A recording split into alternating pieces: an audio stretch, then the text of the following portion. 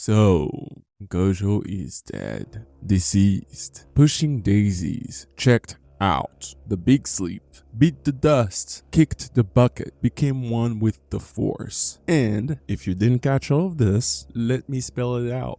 Gojo is no more. It's Gojover. So in this video, I'll be your personal grief counselor, guiding you through the 7 stages of mourning Gojo, and we'll poke to see if there's some hope of him coming back. And if you can handle it, well, it is what it is. I mean, look, I get it. I'm a Gojoist myself, and it feels like the anime world has ended and all of our hopes and dreams went up in smokes. I mean, who wouldn't miss those impossibly bright eyes that never blinks? I mean, I've never seen the guy blink. I'm not a hater. I'm just saying he's an avatar. These guys don't blink. Anyways, even his smile is light skin. He was just him, a vibe. I don't care. I'll be sus. You probably have a Gojo phone wallpaper. Maybe even own a Gojo body pillow, because I will neither confirm nor deny that I have one too. But yeah, I agree with you. It's really Gojover. And it feels like someone ripped out a piece out of my soul. Like, out of our soul, if you care. You probably do. Now, let's talk about the scene. You know what I'm talking about. The farewell. That moment that sucked the air out of your lungs and made you question your entire anime watching life. There he was, talking to Geto. And the guy opens up with, "Long time no see, best friend." When I read that, I thought, what the actual... No.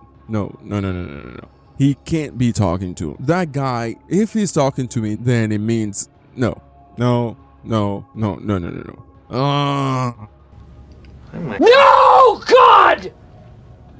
No, God, please, no! No! Gege, when I catch you, Gege. So what the hell just happened? And why it might not be as bad as you think? That's right, I'm going to challenge your grief.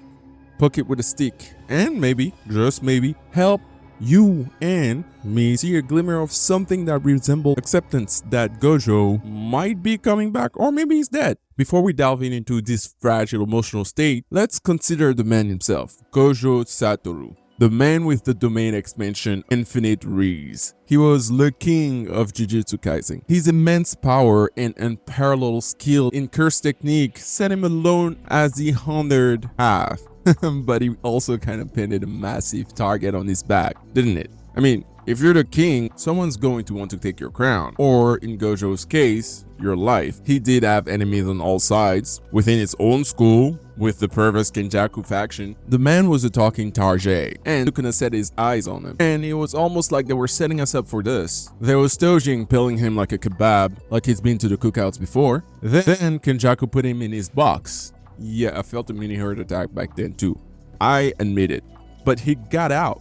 So we all relaxed. Big mistake. And I've just reminded us why we probably should have seen this coming. It's like watching a horror movie and shouting, "Don't go in there," at the screen.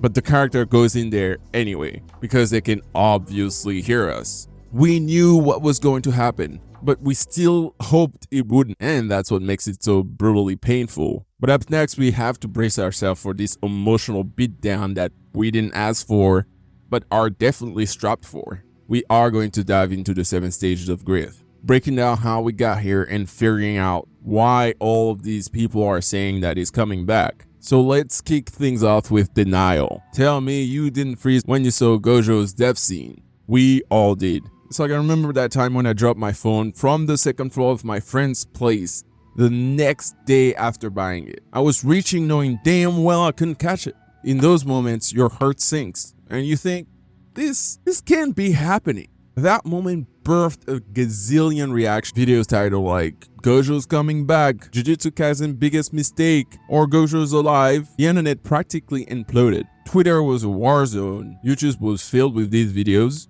And Reddit was basically a group therapy without the credentials. And so we got mad. How dare he kill off Gojo? How dare he rob us of the blindfolded legends? And then Mr. Gege HAD, the man behind the curtain. Now, don't get me wrong, Gege is brilliant, but he's always been sort of aloof about Gojo. You know, almost like he doesn't fully appreciate the gem he created. people started to dig into Gege's life, like, which by the way is a big no-no, because let's not forget that he's a person too, with his own safety and privacy to think about. But yeah, TikTok was filled with fans joking about tracking down Gege, which may seem funny, but then we get to the classic "take me instead," you know? That's bargaining. Except we all started grasping at straws like, Gojo's been dead before, and he can come back, you know? I mean, JK has a track record of revivals, you know? We got Panda and,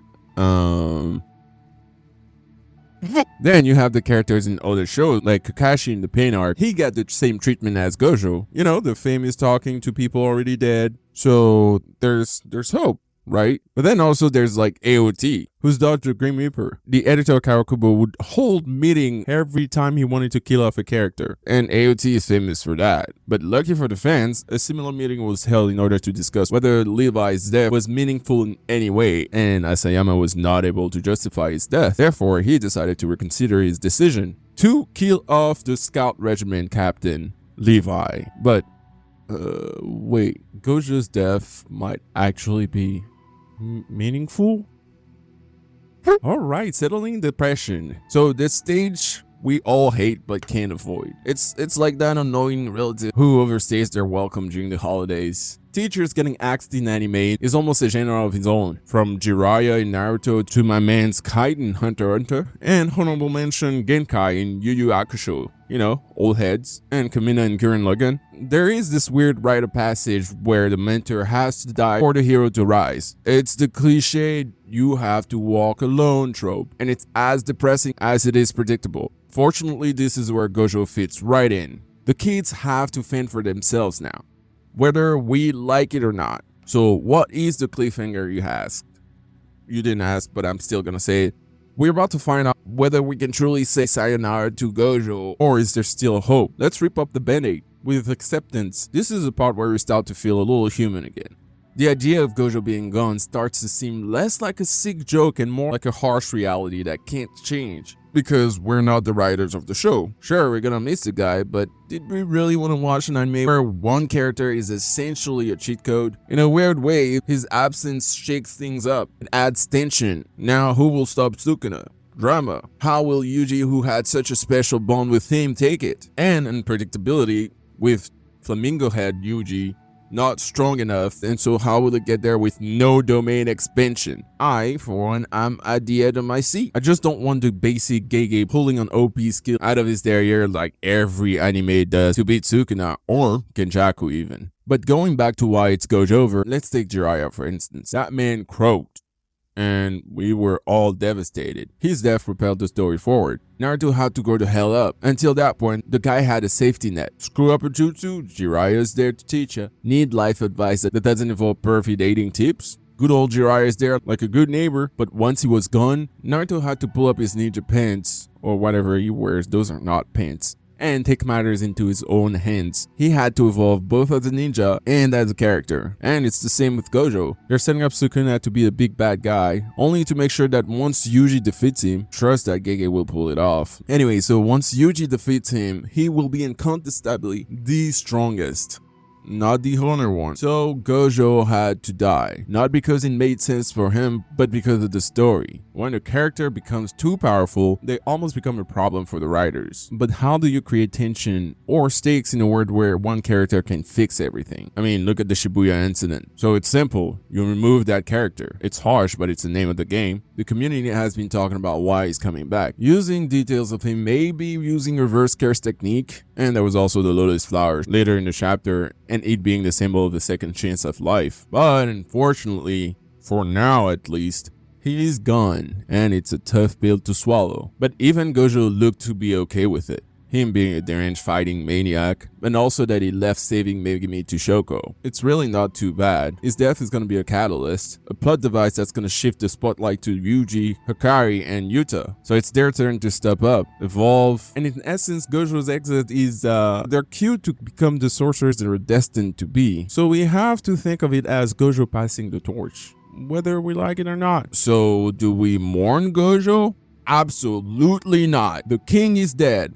Only for now. And Gege when I catch you, Gege, When I catch you, I'll tell you that I, for one, don't give a about passing the torch and all that. I just want Gojo back, even if he's only the 100th. Anyways, I'll go mourn in my corner. Alright, bye.